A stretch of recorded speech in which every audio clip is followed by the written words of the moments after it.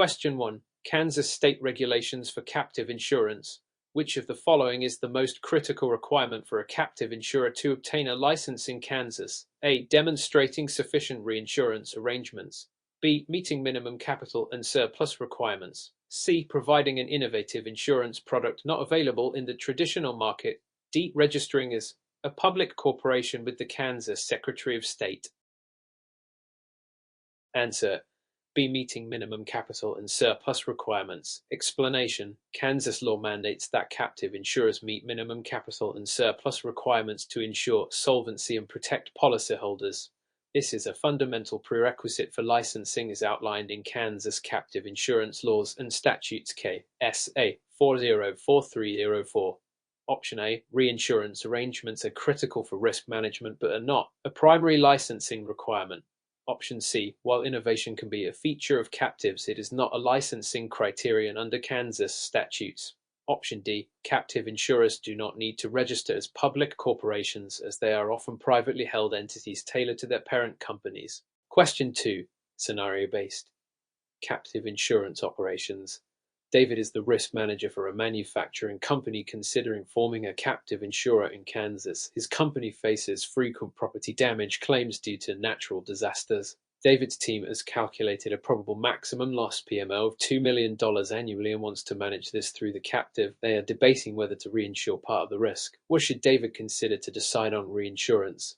A. Reinsurance is mandatory under Kansas law for property insurance captives. B. Reinsurance is unnecessary if the captive meets the minimum capital and surplus requirements. C. Reinsurance could stabilize the captive's finances by transferring excess risk above the PML. D. Reinsurance only applies to liability coverage, not property damage. Answer: C. Reinsurance could stabilize the captive's finances by transferring excess risk above the PML. Explanation: Reinsurance allows a captive insurer to manage large claims by ceding excess risks to another insurer, ensuring financial stability. While not mandatory, it is a prudent practice for managing risks exceeding the captive's retention limits, especially for property damage claims with high variability. Option A. Kansas law does not mandate reinsurance but emphasizes sufficient solvency. Option B. Minimum capital ensures basic solvency but doesn't address high variability risks. Option D. Reinsurance applies to various types of coverage, including property and liability insurance. Question 3. Risk assessment and management. Which of the following best describes the concept of enterprise risk management as applied to a Kansas-based captive insurer? A. RM focuses solely on underwriting risks faced by the captive insurer. B. RM is a holistic approach to identifying, analyzing, and managing all risks the parent company faces. C. RM is the practice of transferring risks to reinsurance providers to reduce liability. D. RM is limited to financial risks and does not include operational or reputational risks. Answer: B. RM is a holistic approach to identifying, analyzing, and managing all risks the parent company faces. Explanation: RM involves a comprehensive evaluation of all risks, operational, financial, strategic, and reputational, associated with the parent company and its captive insurer. This aligns with best practices in risk management and is crucial for long-term viability and compliance. Option A. RM encompasses more than underwriting risks, addressing all risk categories. Option C. Risk transfer is a component of RM but does not define the entire framework. Option D. RM explicitly includes diverse risks beyond financial metrics. Question 4. Legal and compliance aspects. Which of the following is prohibited under Kansas regulations for captive insurers? A. Offering coverage for the parent company's subsidiaries. B. Deliberately under-reserving to reduce apparent liabilities. C. Purchasing reinsurance from an unauthorized reinsurer. D. Using third-party administrators to handle claims. Answer: B. Deliberately under-reserving to reduce apparent liabilities. Explanation: Kansas regulations strictly prohibit under-reserving as it jeopardizes the financial stability of the captive and violates solvency standards under KS 8404306. Adequate reserving is critical for regulatory compliance and protecting policyholders. Option A. Captives can provide coverage for subsidiaries of the parent company. Option C. Reinsurance can be purchased from unauthorized reinsurers, but only if the reinsurer meets Kansas standards. Option D. Third-party administrators are permissible for claims management provided they operate under proper oversight. Question 5. Scenario-based. Captive insurance programs and applications. Sarah's company owns a captive insurer in Kansas and has been using it to manage general liability risks. Recently, the company faced a series of cybersecurity breaches. Sarah wants to add cyber risk insurance to the captive's offerings. What should Sarah prioritize to ensure compliance and effective implementation? A. Seek approval from the Kansas Insurance Department before underwriting cyber risks. B. Use existing reserves from the general liability coverage to cover cyber risks. C. Eliminate the need for reinsurance by increasing premiums for cyber coverage. D. Offer cyber risk insurance only to external clients to diversify the risk pool. Answer A. Seek approval from the Kansas Insurance Department before underwriting cyber risks. Explanation. Any material change in a captive's operations, such as adding a new line of business, must be approved by the Kansas Insurance Department to ensure compliance with regulatory requirements. Option B. Reserves for general liability cannot be repurposed without regulatory approval. Option C. While increasing premiums might help with solvency, reinsurance remains crucial for managing catastrophic risks. Option D. Kansas law requires captives to primarily serve the parent company, not external clients. Question 6. Taxation and financial incentives. Which of the following is considered a safe harbor practice for Kansas captives to avoid IRS challenges? A. Maintaining a minimum of 75% of business with external parties. B. Adhering to arm's length transactions for all captive operations. C. Consolidating captive financials with the parent company's accounts. D. Ensuring the captive distributes 100% of profits as dividends annually. Answer B. Adhering to arm's length transactions for all captive operations. Explanation. The IRS scrutinizes captives for potential tax avoidance. Arm's length transactions, where dealings between the captive and parent company are priced as if between unrelated entities, reduce the risk of IRS challenges. This aligns with IRS Revenue Ruling 200289. Option A. Business primarily with the parent company is acceptable but must follow proper practices. Option C. Captives typically maintain separate financials from the parent to demonstrate independence. Option D. Distributing all profits is unnecessary and could undermine solvency.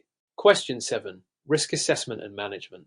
What is the primary purpose of a feasibility study when establishing a captive insurer? A. To fulfill statutory reporting requirements under Kansas law. B. To ensure that the captive's investment portfolio meets Kansas regulations. C. To evaluate the financial viability and risk profile of the proposed captive. D. To project premium tax liabilities for the first 5 years of operation. Answer C. To evaluate the financial viability and risk profile of the proposed captive. Explanation. A feasibility study analyzes the financial and operational aspects of a captive, ensuring it can meet its obligations and serve its intended purpose. This is a key step in the formation process as required under CATE S8404305. Option A. Feasibility studies go beyond statutory reporting. Option B. Investment portfolio management is a separate consideration after formation. Option D. Premium tax liabilities are projected as part of broader financial planning but are not the primary focus. Question 8. Captive insurance operations. Which risk management strategy is most appropriate for a Kansas captive insurer managing high-frequency, low-severity claims? A. Retain all risks internally to maximize cost savings. B. Utilize a quota share reinsurance agreement to spread risks evenly. C. Purchase stop-loss reinsurance to cap aggregate losses. D. Focus solely on underwriting risks with low probability. Answer B. Utilize a quota share reinsurance agreement to spread risks evenly. Explanation. Quota share reinsurance divides risks proportionately between the captive and reinsurer, providing stability for high-frequency, low-severity claims while preserving cash flow.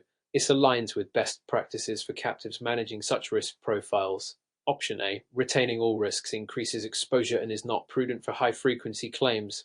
Option C. Stop-loss reinsurance addresses aggregate losses but is better suited for low-frequency, high-severity risks. Option D. Focusing on low-probability risks limits diversification and utility. Question 9. Emerging trends and developments. How should Kansas captives address environmental, social, and governance considerations in their operations? A. By prioritizing investments in sustainable funds as mandated by Kansas law. B. By integrating ESG risks into the enterprise risk management framework. C. By forming a separate captive to manage ESG-specific risks. D. By providing coverage exclusively to companies meeting ESG criteria.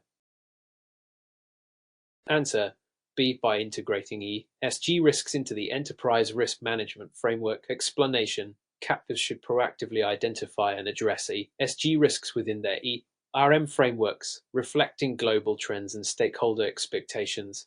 This ensures alignment with evolving regulatory and market standards. Option A: Kansas law does not mandate sustainable investments but encourages prudent asset management. Option C: a separate captive is unnecessary. Existing captives can adapt to manage ESG risks. Option D: providing exclusive coverage limits the captive's utility and is not a regulatory requirement. Question 10.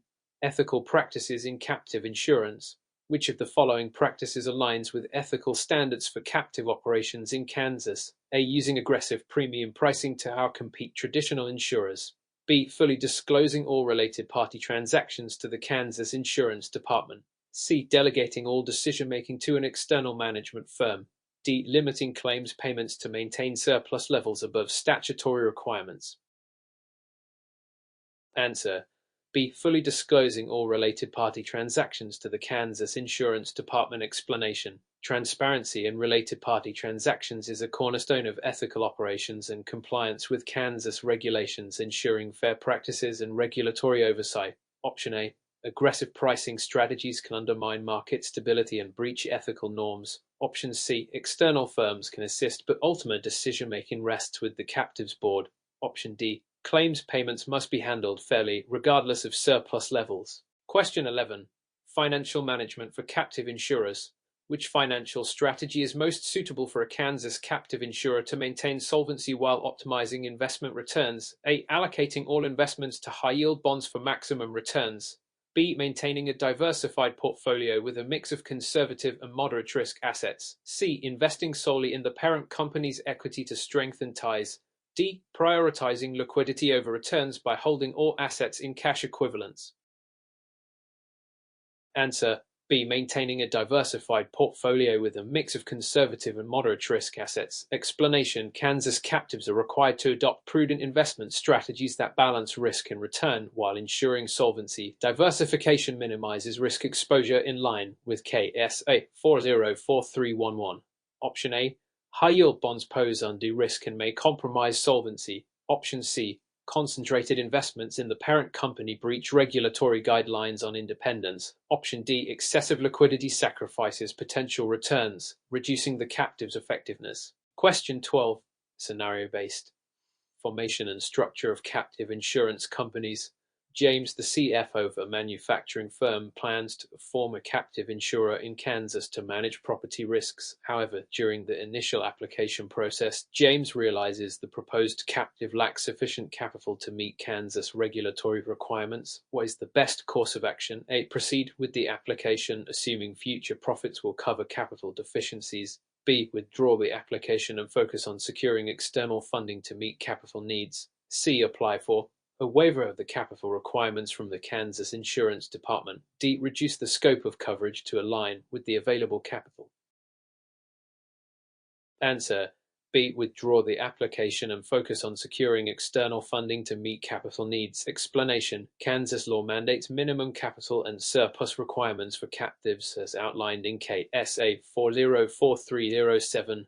Attempting to proceed without meeting these requirements will result in application denial. Securing adequate funding ensures compliance and operational stability. Option A: relying on future profits violates solvency regulations. Option C: waivers for capital requirements are not typically granted. Option D: reducing coverage might mitigate risk but does not resolve capital shortfalls. Question 13. Risk assessment and management. What is a primary consideration when performing a captive feasibility study for a Kansas-based company? A. Ensuring the captive can meet IRS safe harbor rules for tax purposes. B. Evaluating the parent company's ability to handle claims internally. C. Determining the risk appetite and capital adequacy of the parent company. D. Assessing the global economic climate for insurance market trends. Answer: C. Determining the risk appetite and capital adequacy of the parent company. And explanation: a feasibility study evaluates the financial and operational readiness of the parent company, including its capacity to fund and sustain the captive's operations. This aligns with Kansas regulatory requirements for establishing a financially sound captive. Option A. IRS rules are a consideration but secondary to the feasibility study. Option B. Claims handling is operational, not a primary feasibility focus. Option D. Global trends are important but not the main feasibility criterion. Question 14. Captive insurance programs and applications. Which type of coverage is typically best suited for a Kansas group captive? A. Individual health insurance policies. B. Workers' compensation for multiple members. C. Cyber liability for a single large corporation. D. Directors and officers. D. Liability for the parent company. Answer: B. Workers' compensation for multiple members. Explanation: group captives often focus on shared risks among members, such as workers' compensation. Kansas laws support such arrangements to provide cost-effective coverage for member entities. Option A. Individual health policies are not a common focus for group captives. Option C. Cyber liability is more common for pure captives. Option D. DR liability is specific to the parent company, unsuitable for group captives. Question 15.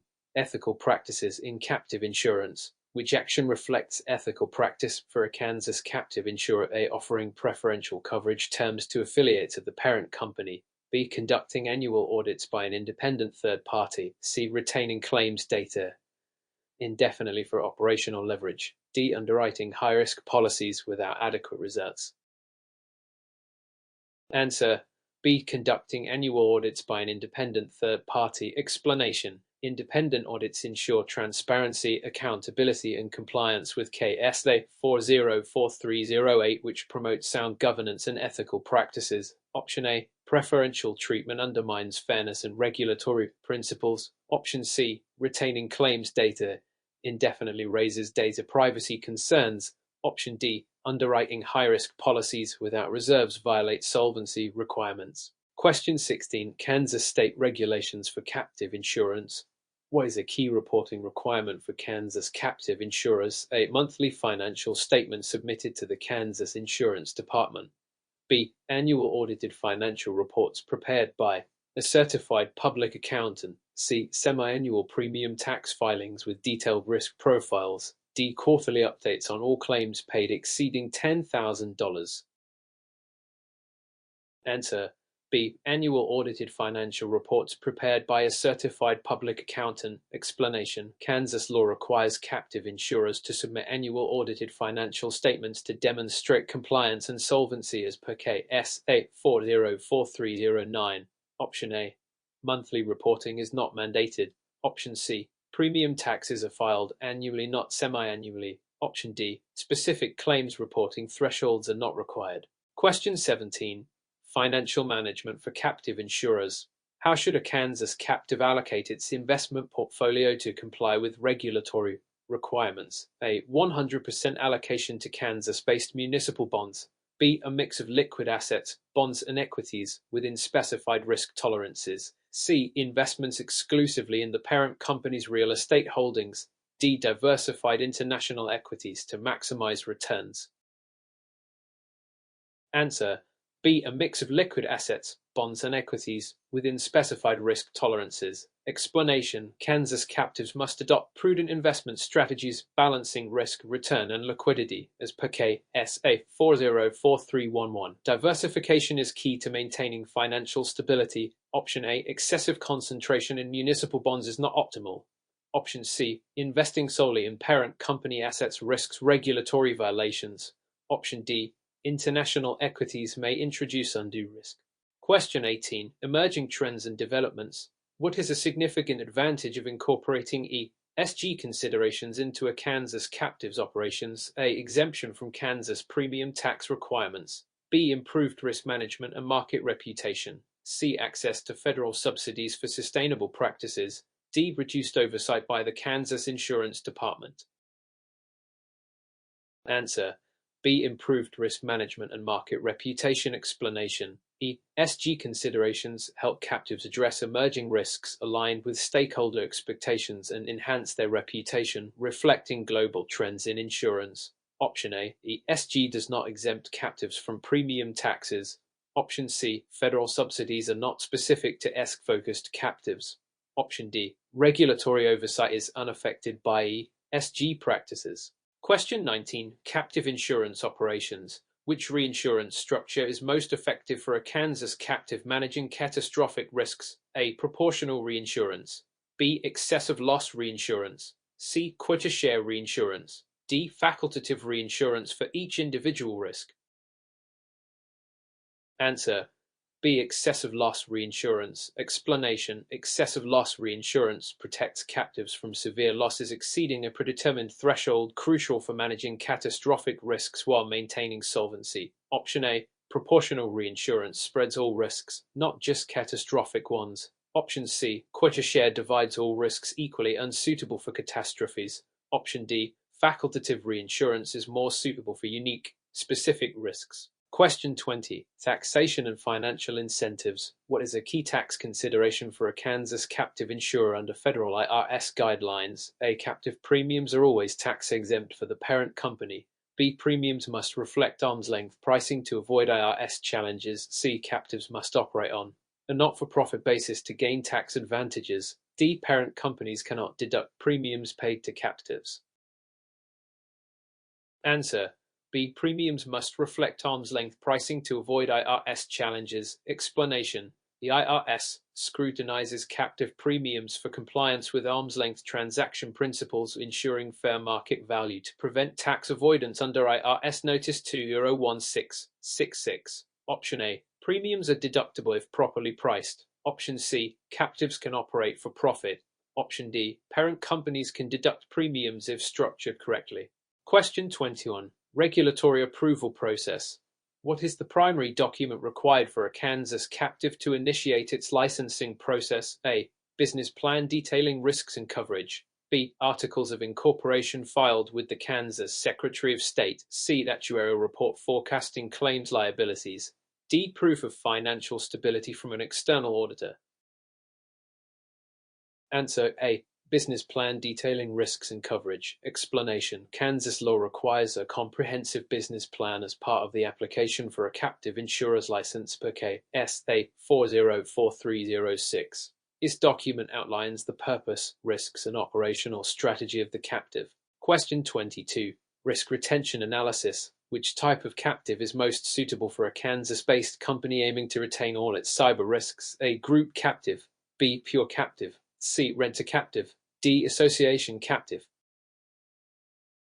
Answer. B. Pure captive. Explanation. A pure captive is owned and controlled by a single parent entity, making it ideal for retaining specific risks like cyber exposure. This aligns with Kansas regulatory guidelines on captive formations. Question 23. Tax compliance for captives. How often must Kansas captives file premium tax returns? A. Monthly. B. Quarterly. C. Annually. D. Semi-annually.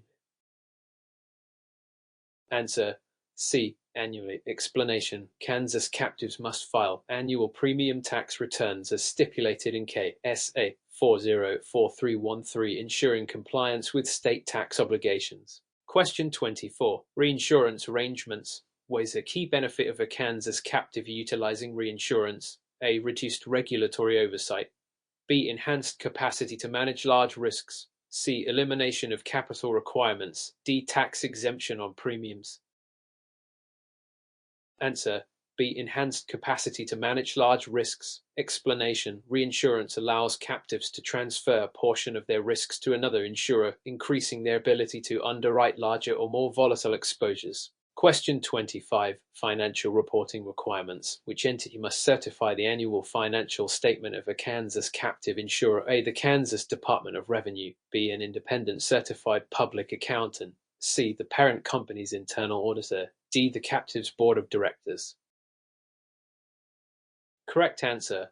B. An independent certified public accountant. Explanation. Kansas law mandates that captive insurers submit financial statements certified by a CPA to ensure objectivity and regulatory compliance. Question 26. Capital requirements. What is the minimum capital requirement for forming a Kansas captive insurance company? A. $100,000.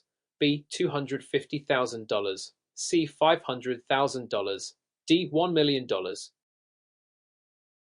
Answer: C. $500,000. Explanation: Kansas requires a minimum of $500,000 in capital and surplus for a captive, ensuring financial stability and compliance with KSA 404307.